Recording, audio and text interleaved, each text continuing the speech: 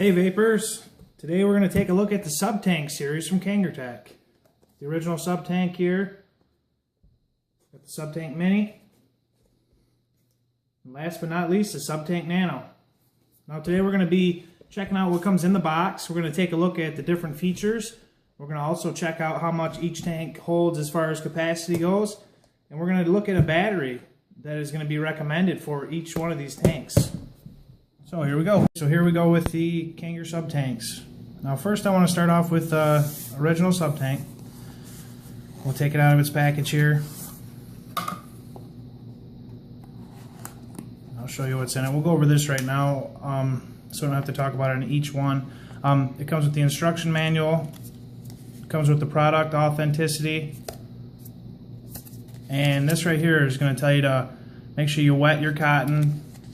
Wet the cotton inside the OCC coils and let it saturate before you fire it.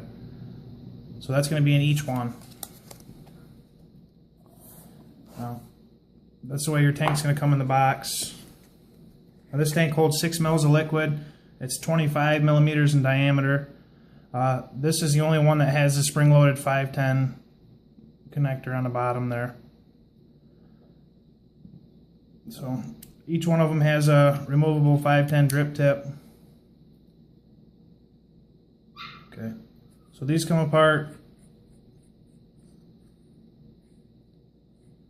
like so. You see that. Now the Subtank, the original Subtank, comes pre-installed with a 1.2 ohm coil, which you can see right there.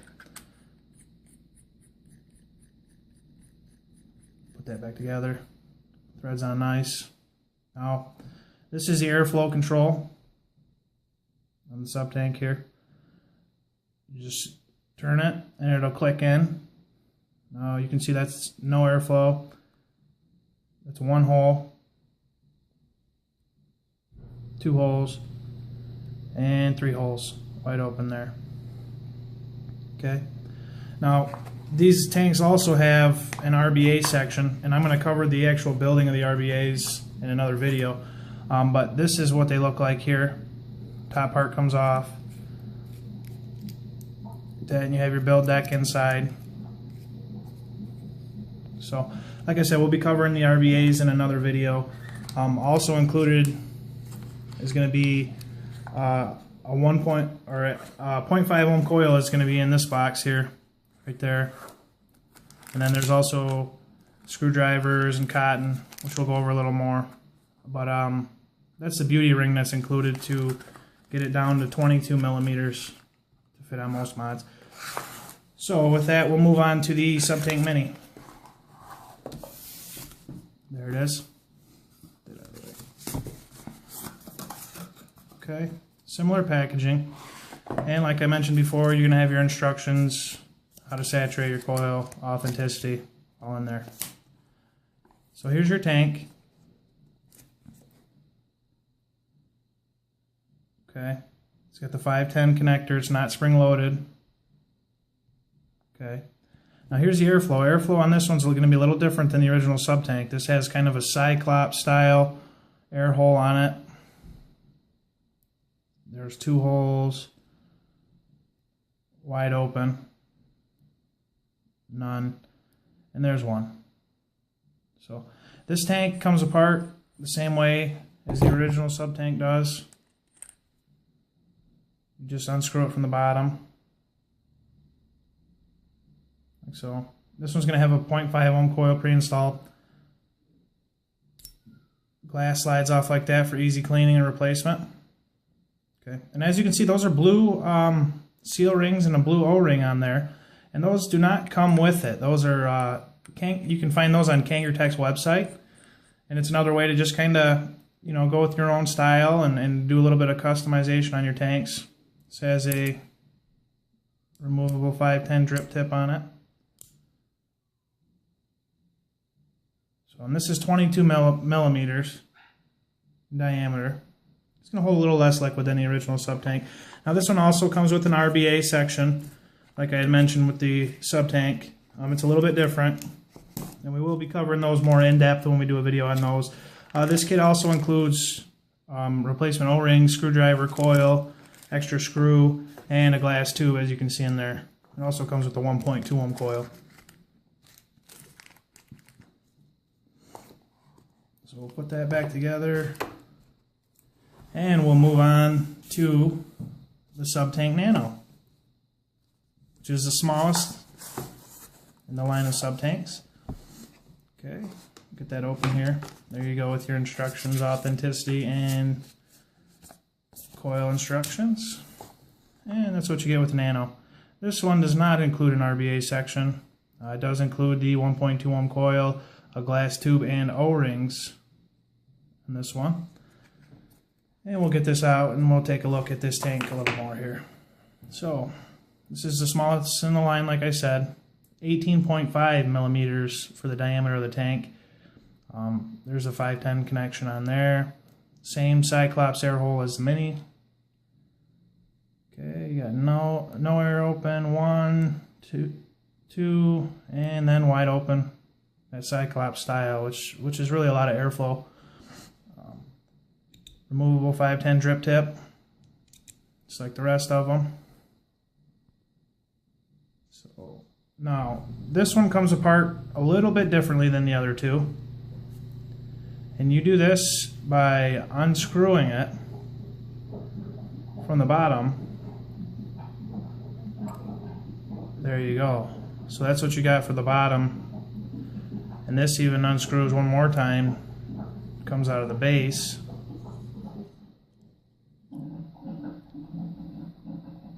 Like so. Okay. So one piece is the bottom. Got your glass tube. Your top piece. That threads in like that. And then you're going to have your base, which your coil threads into that. And finally, this screws on to your base.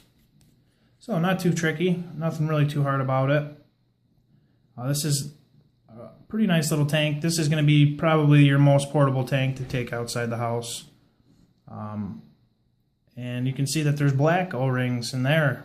And those do not come with it. So like I said, you can get on Kangertech's website and they sell those in 4 different colors for the Mini and the Nano.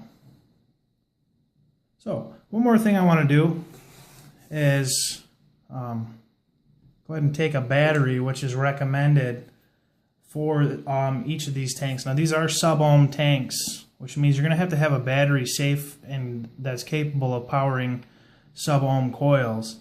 It can be dangerous if you don't know what exactly you should be running. So Kangertech has their K-Box battery, which is capable of resistance as low as 0.4 ohms. And it's specially designed for the Subtank series. And it has a 510 connector in it. So as you can see, the Nano fits. Take that one off.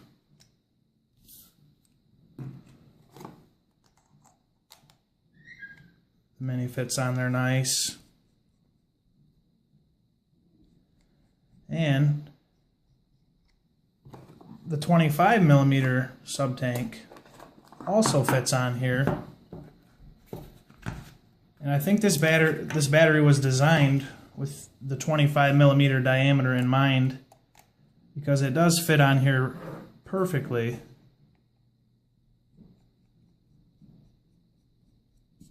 With zero overhang, as you can see. So, all right. So it's important to when using a battery with these coils, you don't want to ramp it up. They say that they're capable of 12 to 25 watts for the 1.2 ohm, and they also say 15 to 30 watts on the 0.5 ohm. It's important to kind of start off low and work your way up with any new coil.